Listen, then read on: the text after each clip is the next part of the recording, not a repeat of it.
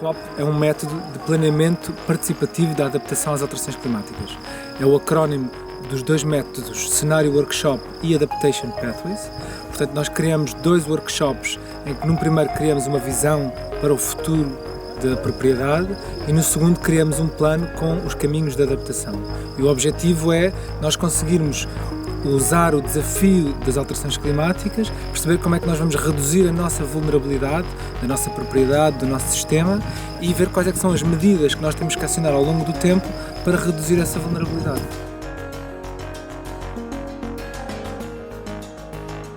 Neste caso concreto do projeto LIVE, para fazer o planeamento da adaptação, participam as pessoas responsáveis pela propriedade e participam as pessoas que são consideradas importantes, que são as pessoas que têm poder ou que são pessoas que têm muito conhecimento específico sobre aquela herdade ou sobre aquele ecossistema e também as pessoas que podem ser afetadas ou que colaboram frequentemente.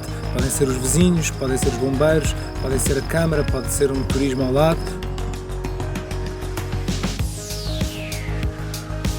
Portanto, nós temos que saber quais são os cenários climáticos, quais são as espécies ou culturas que nós utilizamos, qual é a tolerância dessas espécies à temperatura, à precipitação, etc. E depois quais é que são as medidas que nós podemos utilizar para tornar essas espécies ou o sistema menos vulnerável. Pode significar regar uma espécie, pode significar melhorar o solo, pode significar mudar de espécie, pode significar geri-la de uma forma diferente.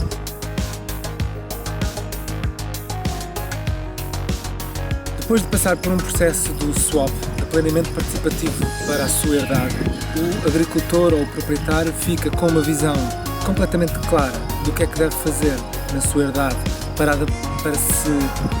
abraçar o desafio das alterações climáticas, para se adaptar e ao mesmo tempo mitigar.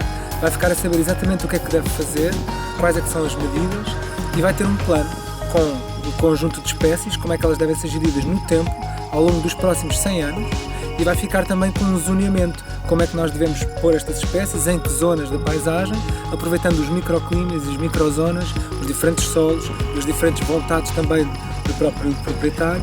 E, portanto, vai ter espécies, vai ter zonas e vai ter um plano de gestão dinâmico ao longo do tempo que ele pode ir mudando e acionando à medida que o clima vai mudando ao longo do futuro.